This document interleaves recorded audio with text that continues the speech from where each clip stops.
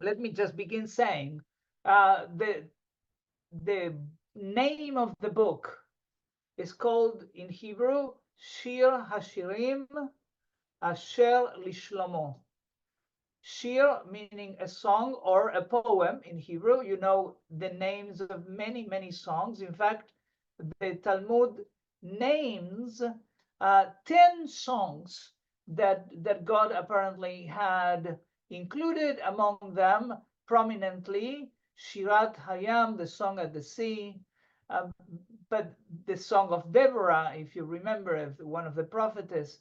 There are a number of songs, 10 included, by the way, the song that has not been sung yet, the song of redemption.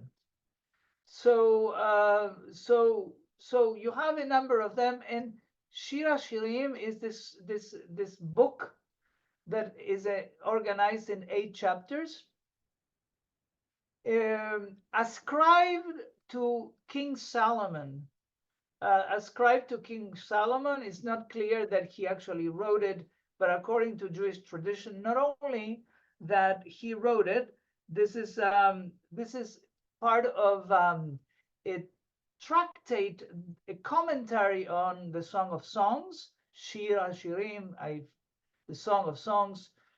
It's called Shir Hashirim Rabbah, and just at the very beginning of this book, of this commentary, it's the book is ascribed to King Solomon. And by the way, King Solomon apparently wrote 3 major books.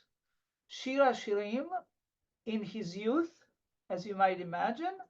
The second one called the Book of Proverbs. And the third book, in already at a late stage of his life, the Book of Kohelet, of Ecclesiastes. Now let's review one thing that I think it's important. There are 3 parts of what it's called the Tanakh. Tanakh is an acronym for the T for Torah, the N for Nevi'im or prophets, and the K or K for Ketuvim, which are the books that are included into the Bible, that Jews do not call the Old Testament because we conceive this to be the only testament. And this Tanakh contains this third portion of Ketuvim with a number of books. Of course, Torah is recited every week, in fact, twice, Monday, Thursday, and Shabbat. The rabbis say that one should not be more than 3 days without studying Torah, and therefore that explains it. Then you have what we call the book of the prophets of the Nevi'im that are recited on Shabbat and holidays. Is called the Haftarah, right? That comes from books that come from the prophets section of the Tanakh. And then we have these other books that have come late to the stage. One of them you probably recall because last week we just read it. It's called Megillat Esther, or the Book of Esther, right? This is one of them, and is ascribed to the holiday of Purim. There are a number of others. Last year we studied Tehillim, the book of Psalms, and we said that the Psalms are included into so many areas of our life, liturgically speaking. They are included, of course, on Shabbat, but also on holidays, and also as even the time when somebody has passed away, and therefore we hold on to his soul or her soul by reciting psalms, and so the psalms transpire everywhere, and in the Jewish liturgy. And then we have, as I mentioned, the book of Kohelet. The book of Kohelet of Ecclesiastes is recited for the holiday of Sukkot, yes, and we have the book of Ruth ascribed to the holiday of Shavuot. So the rabbis contain and want us to study all these books, and they realize that because of their characteristics, the books seem to be a good anchor for certain holidays, for certain occasions in particular. In some cases, it's obvious, right? The book of Esther is obvious that it's talking about Purim. The book of Kohelet is not so obvious that it's about Sukkot. But nevertheless, one would think that it's a book of wisdom, and at a time when the high holidays have concluded, right? And perhaps the acceleration of the time make us look a little bit down. We are really demanded that we are happy. Sukkot is called the holiday Ahachag. They call it the holiday where we have to be happy, commanded to be happy, and therefore perhaps to tame that sensation, we have this book of Ecclesiastes, of Kohelet, that kind of like is sobering. We read it when we are at the Sukkah. So all this takes us to Shir Hashirim, and you say, when is Shir Hashirim recited? So it's interesting. Some of you Cantors, of course, know this immediately, is associated with the holiday of Pesach, right? Which is translated into Passover, a translation that I don't like, because Pesach is actually, I'll stop here, I'll ask you, when you hear the word Pesach, what do you associate it with? I gave you a hint. If it's not Passover, what really is it? Anyone?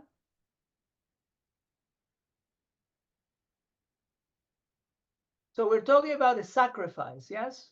We're talking about a sacrifice that is actually was taken to the temple. And if you remember, this is one of the things that we point out at the Seder, right? What is Pesach? And we answer that. So Pesach is actually something else that Passover. Passover is a verb.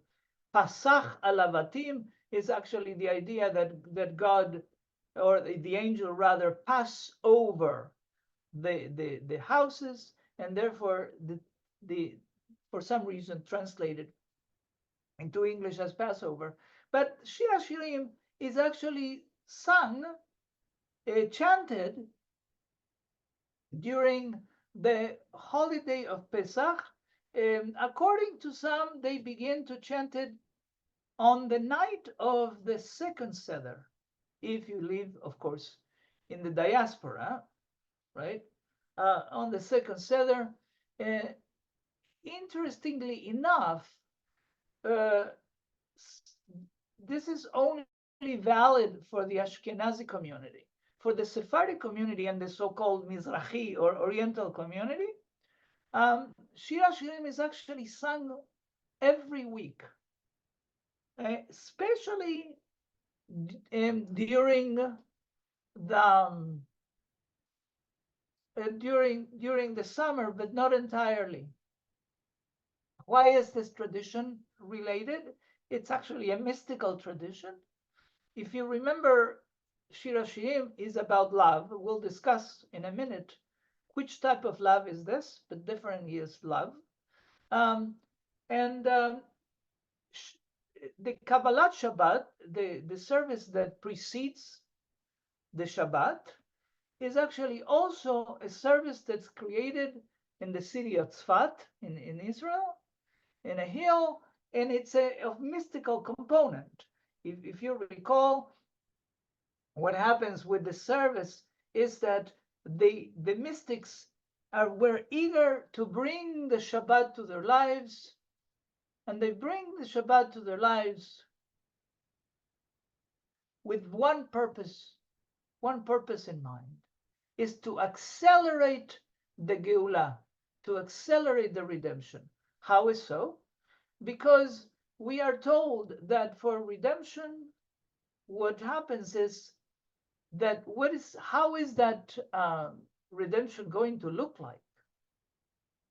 It's going to be looking like Yom Shekulo Shabbat, a day that is Shabbat entirely. In other words, we're not going to have 6 days of the week and Shabbat, but Shabbat is going to permeate our entire lives. I'm going to stop for a second. I wanted to ask you, when you hear that, what do you think? What is the quality of Shabbat that you think is so prominent that makes redemption so appealing? If that's the case, I think it is. But if you want to take that premise into mind, why would redemption look like a Shabbat all over, permeated to the point that Shabbat would not exist anymore, right? Because everything will be Shabbat. So, any thoughts?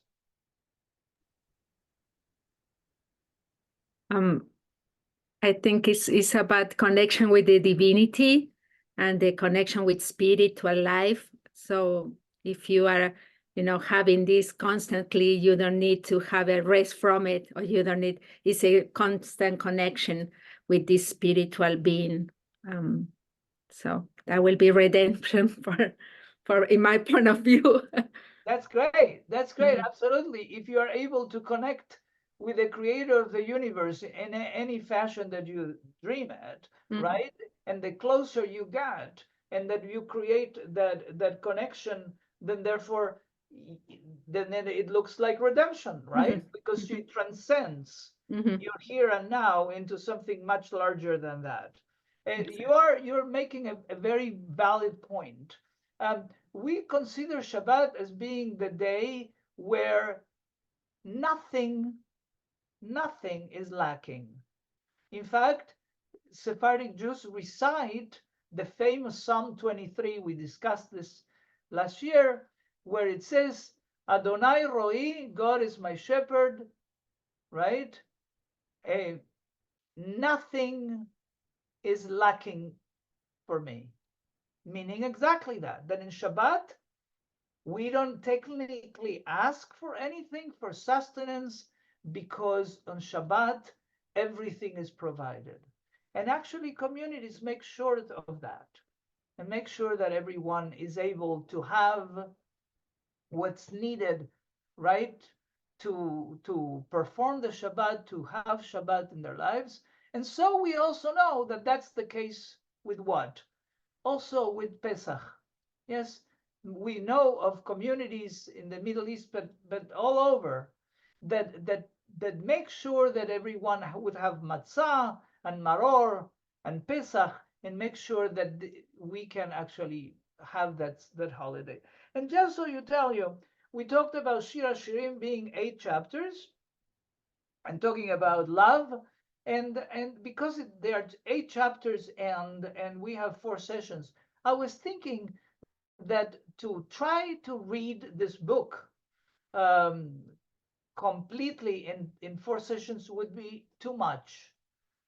What the rabbis call tafasta meruba lo tafasta. When you want to achieve so much, you finish achieving nothing, right? So what I thought that would be very interesting is to first of all point out to you, the text of Shir Hashirim, of the Song of Songs, is available widely. If you have a Tanakh, it certainly is included in the Bible in there. If you want, there are of course translations into English. And one of them that is not entirely a translation, but is a new interpretation as well, is a book called The Song of Songs by Marcia Falk. I recommend it if you want to continue digging into it. It would be a really, really good idea to look for this book. Again, The Song of Songs, love lyrics from the Bible, a new translation and interpretation by Marshall Falk, and is illustrated. So before we go on and I tell you a little bit more about how this works, so Monique says, I like Robert Alter's translation. Yes, Monique, that's fantastic. Robert Alter wrote a translation for the entire Tanakh, and of course includes the Song of Songs, and is actually extraordinary. So thank you for pointing that out, Monique. Let me, before we keep going, I want you to listen to this text, to this particular version of Shir Hashirim. Let me just put it for you as a and then we'll talk about it. It has a translation in English. That's why I'm not putting a text on. Let me see.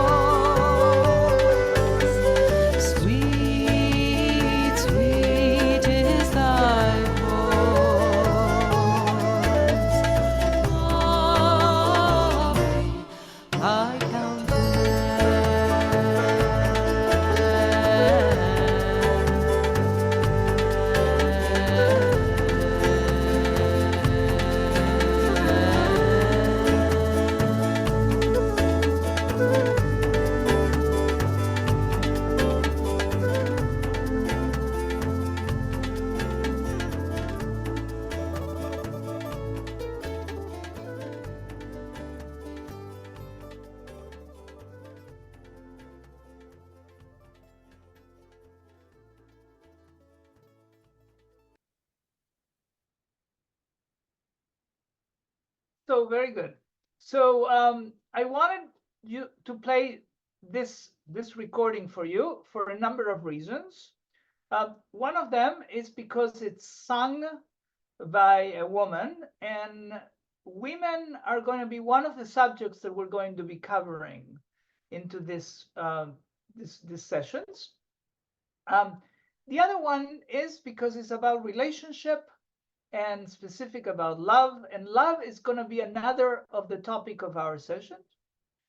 And also because probably if I were to ask you, what kind of musical style is this one? The one that Shirona, by the way, that's the composer.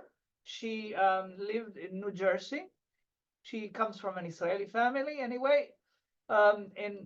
And I also was interested in doing this because she sings both very well in Hebrew as well as in English. So you had the translation of what she said right in front of you. But what's the musical style that you heard? What kind of musical style is that? Is it American music? Is it Italian music? Is it Latin American music? Is it what? What is it? What does it you associate this with? Look at the instrumentation, look at the use of a tambourine, the use of drums, a flute. What would it be? I would say Middle Eastern, but Yes, very good. Yeah. somewhere in that region. You won the car. Yes, yes. So indeed, that's the case that it sounds, and I think very cleverly, Shirona wants to bring us to that place of the Middle East, right? And it's also, there has this level of sensuality, and the book is associated with all these things. And by the way, it's we don't know exactly the origin. If King Solomon actually wrote the book, one could very well say that the book was written in the land of Israel. Yes, some say that this book could have been written in Spain. And one of the things that is associated, and I'm just giving you a little hint as to for when we come to the time where we talk about women, is that she says, Shechora ani venava, I'm black, for that says, and I'm humble.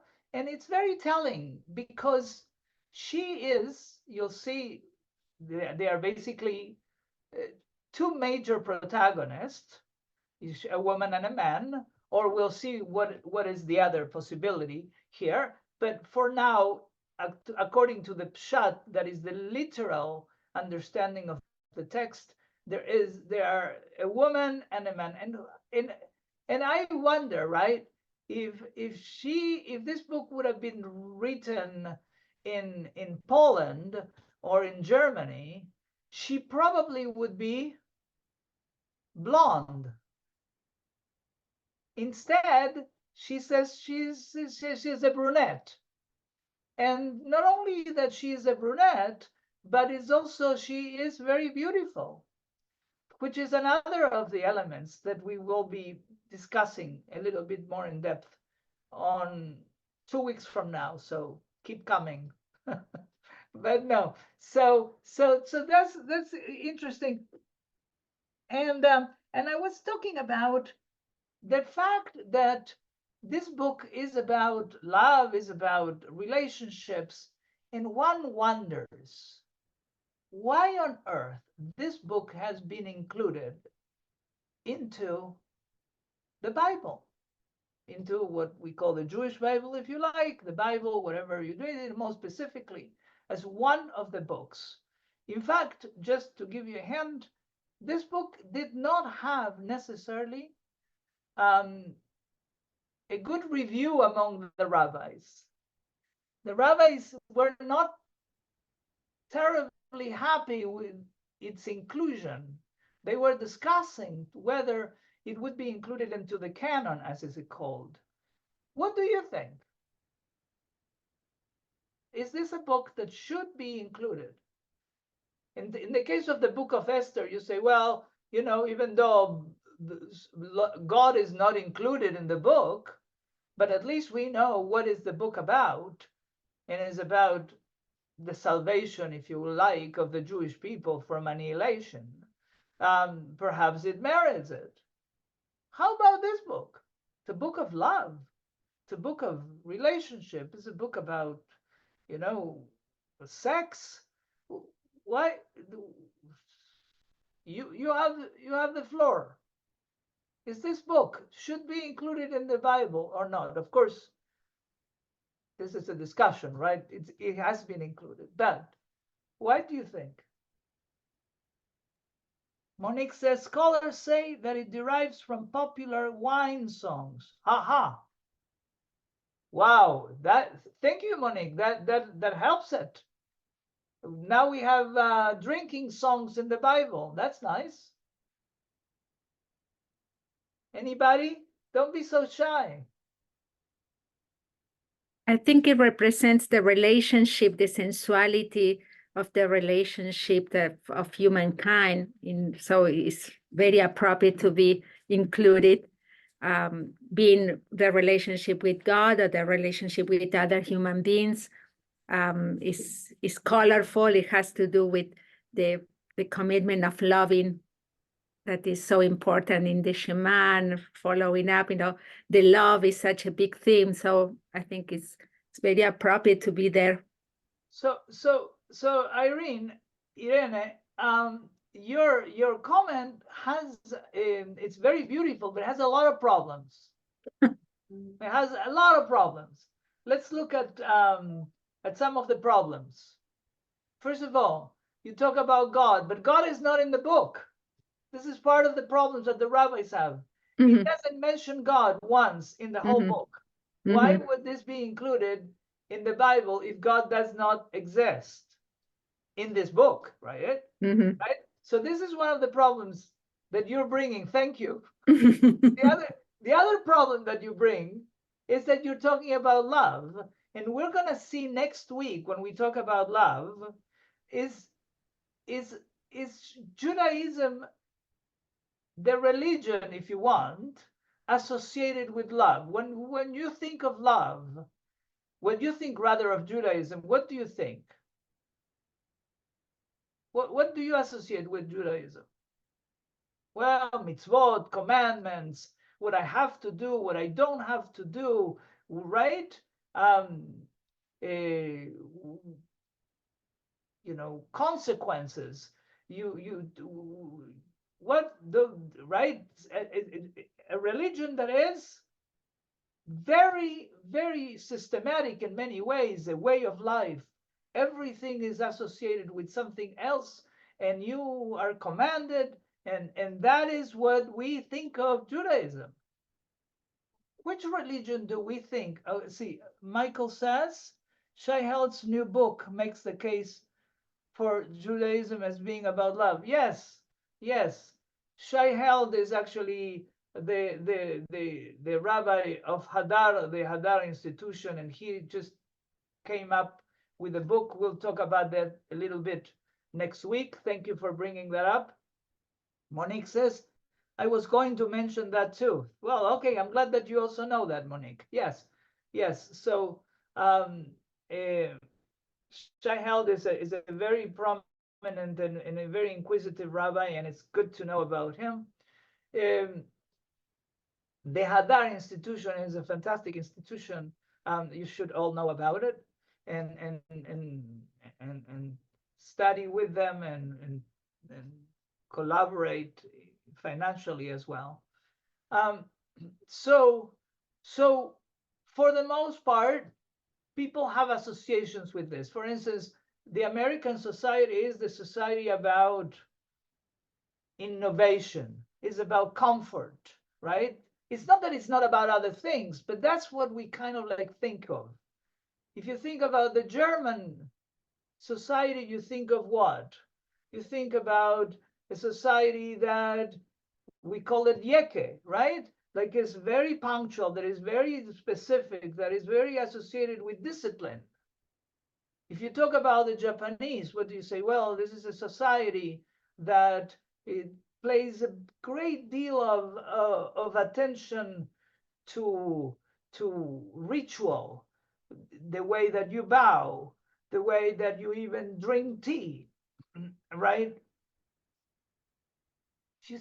If you talk about love, which religion do you associate love with?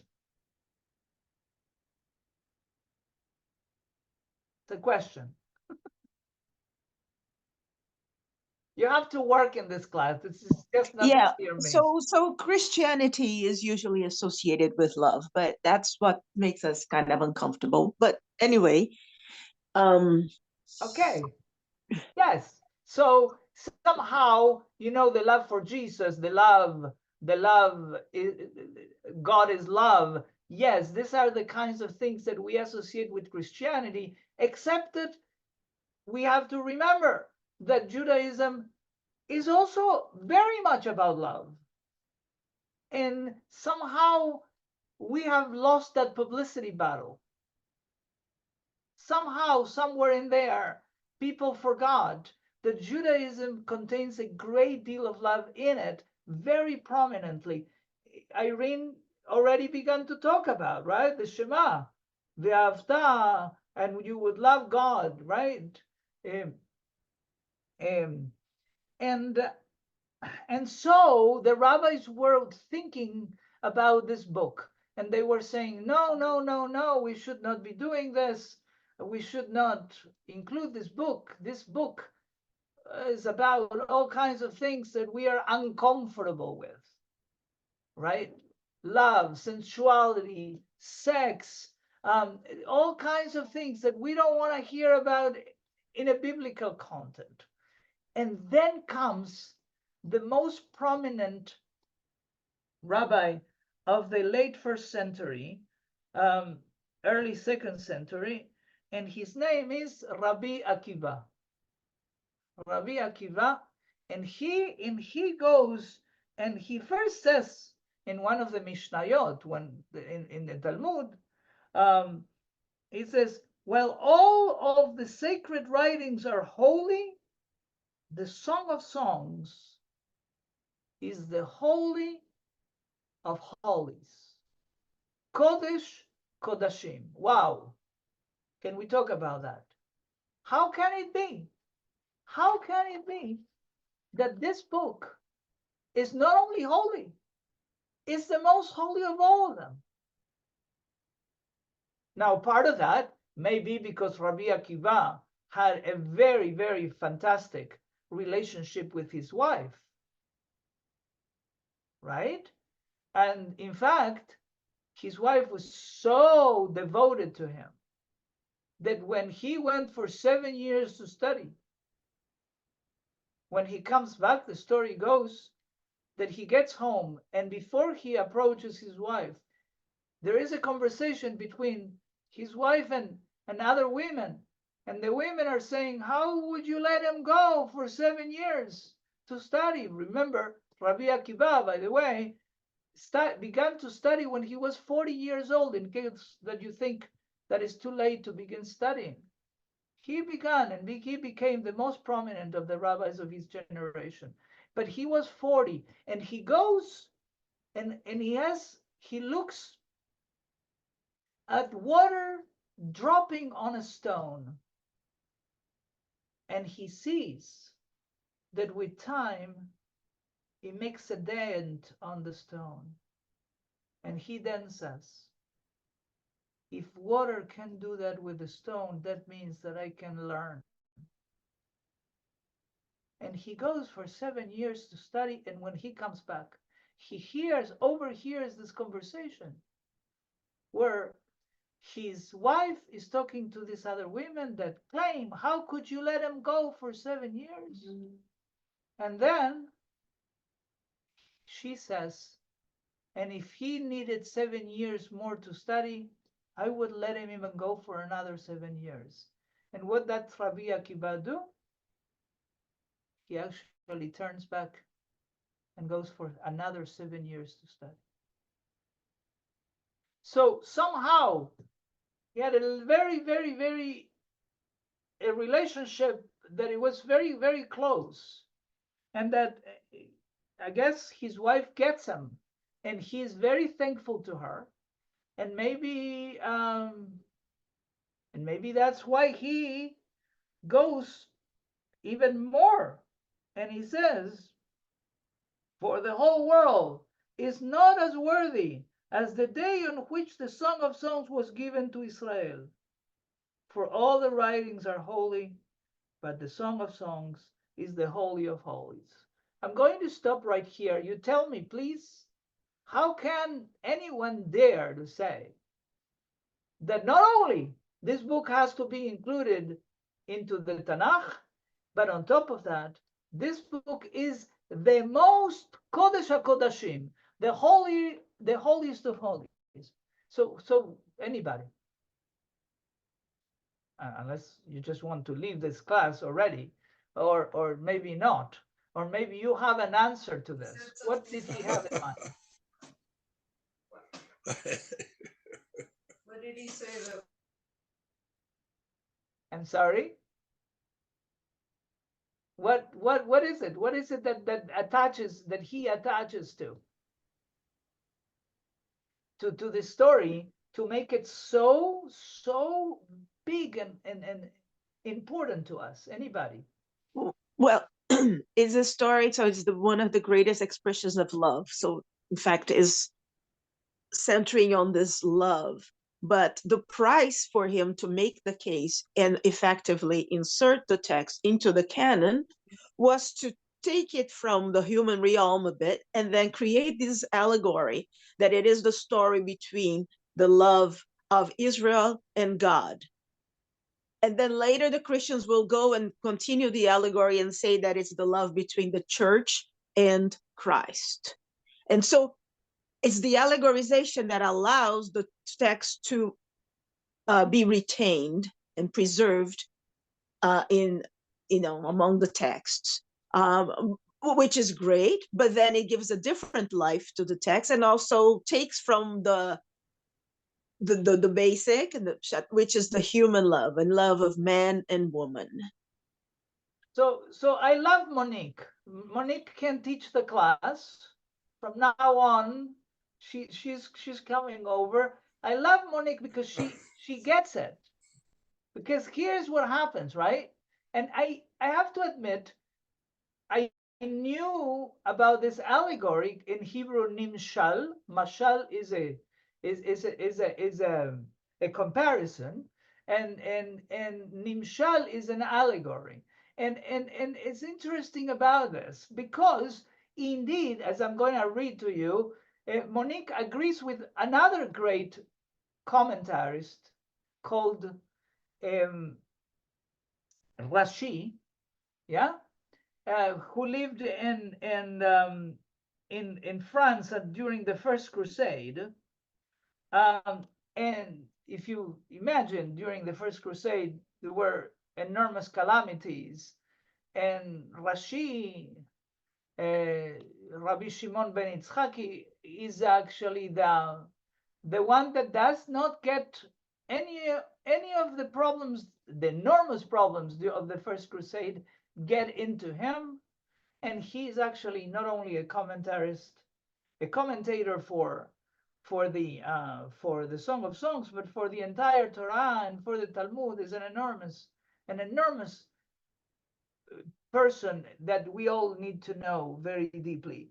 So I'm going to go into his words in a second, but here is the part that I have to admit to you, that when I heard already many years ago that in fact the rabbis understood this book not between the love of a woman and the love of a man, but rather between the children of Israel and God, I was a little bit skeptical.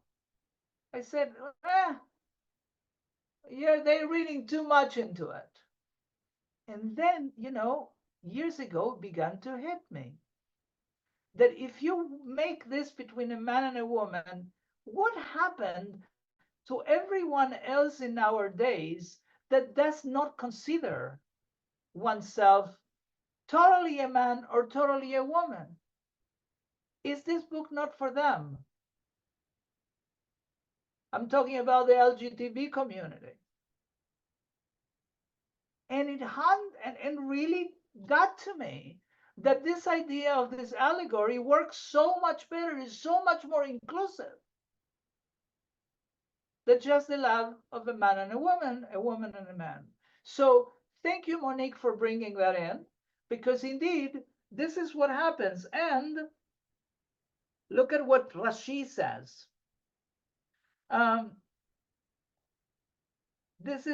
He begins citing all the rabbinic comment that all the references to Shlomo in the Megillah is a story, right? Refers not only to King Shlomo HaMelech, the son of David, but also to God as the king of the universe who creates peace in the heavens. Because guess what?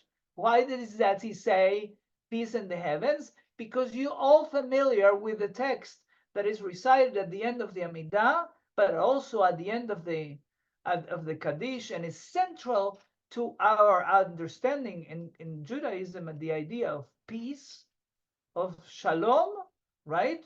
Shlomo, coming from that root of shalom, of shalem, of right, and it reverberates for him as it reverberates for you. The idea oseh shalom bimromav, hu ya'aseh shalom aleinu ve'al kol Israel, and some people add ve'al kol yoshvei tevel be'imru amen. Let's translate this. Oseh shalom bimromav, God, or the God that creates peace or completion, if you want, in the heavens. Hu ya'aseh shalom, God would provide peace to us, to all the children of Israel, if you feel in the more inclusively still, and on the creatures of the entire universe. And clearly, that is a text that is complex, isn't it? Because we pray on this every day. But we are uncomfortable with it. Why? Because there is no shalom. God knows, we know this. There is no peace in the world. So does it mean that this is wrong? That what we are reciting and praying for is actually not true? I submit to you that as it is with prayers in general, everything is an aspiration. As we will imagine Hillel, the famous Talmudist, saying, "Tse ulmad," meaning now go and study. We could say, now go and make it true. By activating for us the idea that we want peace in the world, by recognizing it right in front of ourselves, then we can say, now that we have it in the forefront of our lives, let's make it true. Let's make it work. And so he goes on to say the name Shlomo is related to the word shalom, meaning peace. That is, in fact, one of the names of God, because this song is the holiest of all the songs that have been sung by human beings to God, as explained. So, in other words, he claims that this is, now we begin to understand why this book is so holy. And it is indeed because it contains the idea of love for the world, and the love for the world means the achievement of shalom, of peace, but also of shleimut, of the idea of that we become a heart, a whole, all of us, right? And not in vain that we recall that the first letter of the Torah is a bet, and the last word of the Torah is Israel, that finish with the Lamed, and the Lamed and the Bet actually do what? Create the word lev, or heart.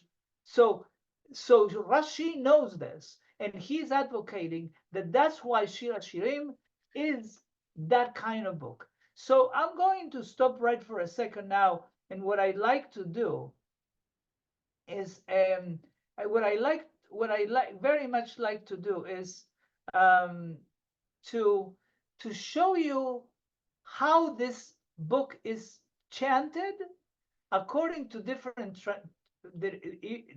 communities. I'm going to put the text right in here for you to see. And then I'm going to show you and tell you what are the different communities that we're going to be hearing. And then I'm going to leave it just for you to make some comments if you want. So I hope you can see this text. Here we go with the first of the cantillations. I'm just going to play it. Is the Ashkenazi cantillation for Shir Hashirim, and tell you in a minute about what more.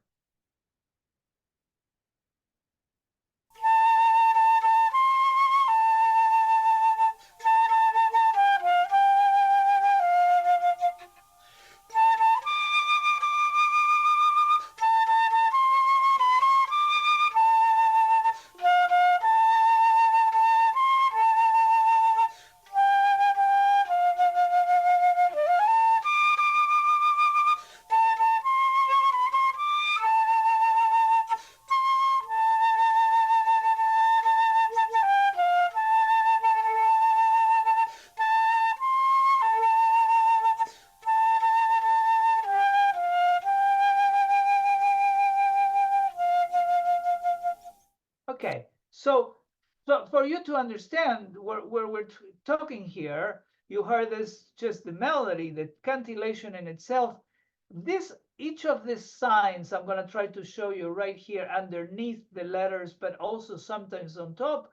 They are called Ta'amei Amikra, the signs for the reading. Of course, you're familiar with this because the Torah has that, and also the Haftarah has that, and the book of Ruth and the book of Esther, etc., they all have this same signs, diacritical as they are called, and these signs have a number of different reasons. One of them is indeed the accentuation of the words. So it depends on what it is included.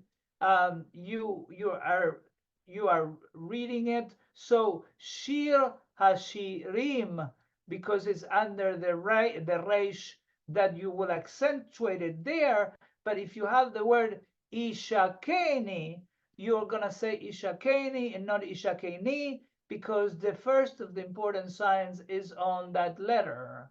Or the word Piu and not Piu, because the sign, if you see this parallel parking on top, is accentuation, right? The other one is grammatical. So you know how to organize the text according to subject and verb and direct or indirect objects, etc. And another one, and truly important, is that these signs are associated to musical motifs. So you heard Shir Hashirim Asher Lishlomo. So this sign in here is going to always be Tara, and this one Tara, right? So in here, Kitovim Dodecha Miyain, or Alken Alamot Ebucha. So just an idea, a touch on that, because this is not a course on chanting, but just so you understand. And by the way, this melody in the Ashkenazi community is actually not only true for Shir Hashirim, for the Song of Songs, but also for these other two holidays, the holiday of Shavuot and the holiday of Sukkot. And very quickly, why that is? Because they are the three holidays of pilgrimage, the holidays where the children of Israel would ascend to the temple with a big T, right? But not all the communities agree with this. Here is, for instance, another type of reading, and you're going to notice that there is also a translation into Ladino, the language of the Sephardic Jews. So here it goes. Shlomo, Cantor de los cantares que a Shlomo. ישקני מנשיקות פיהו, כי טובים דודיך מיין. ומבזה con los besos de su boca, porque mejores son tus querencias más que vino. לריח שמניך טובים, שמן תורק שמך, על כן עולמות אהבוך. Por el color de tus aceites buenos, como aceite que vaciado es tu nombre, por tanto las doncellas te amaron. מושכני אחריך נרוסה, הביאני המלך הדרף, נגילה ונשמחה בך, נזכירה דודיך מיין, משרים אהבוך.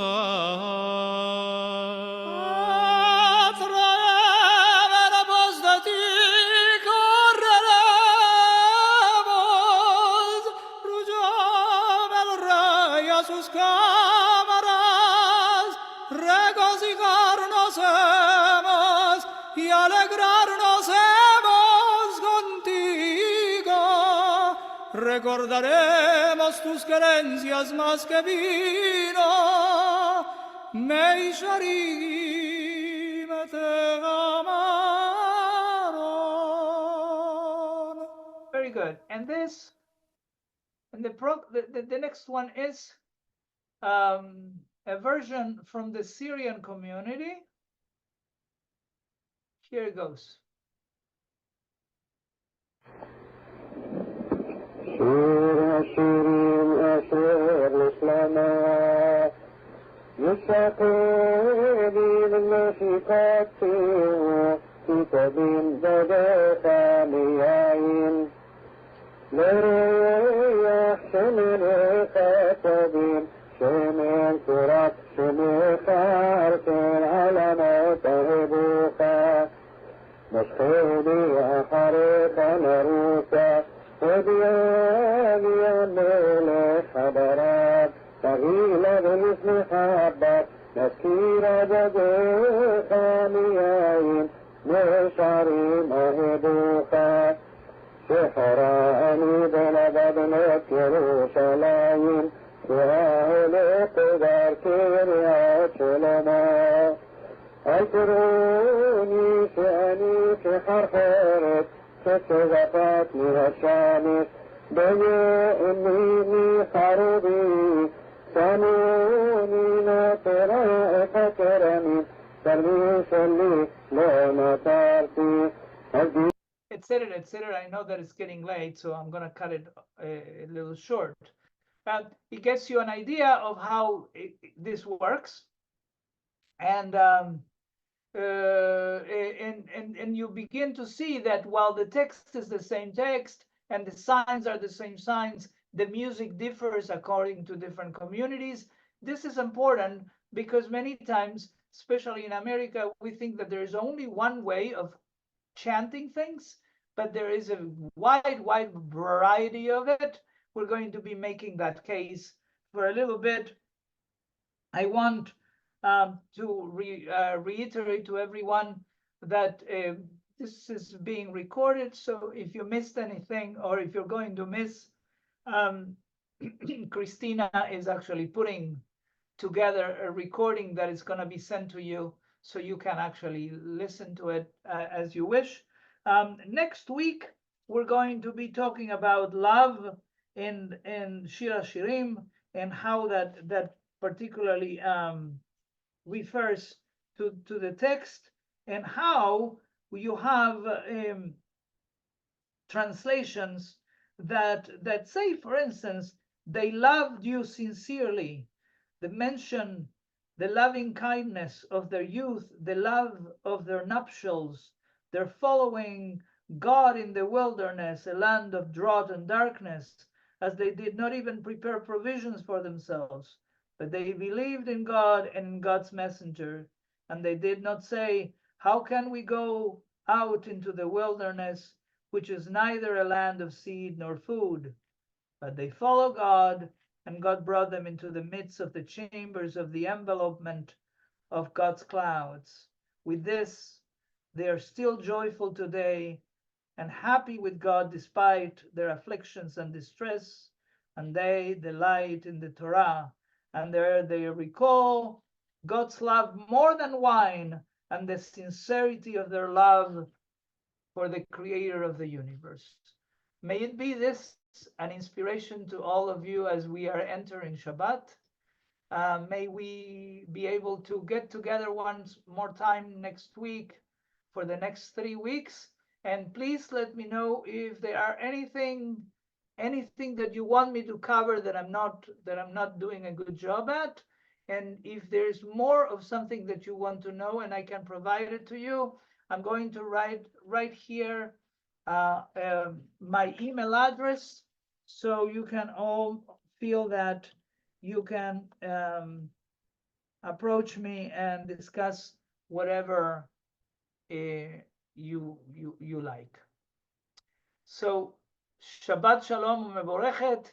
May you have a Shabbat full of blessings and full of love and full of song. And see you next week. Thank you. Thank you. Shabbat shalom. Shabbat shalom. Shabbat shalom. Shabbat Shalom. Thank you. You're welcome. Bye-bye. Bye-bye. Bye-bye.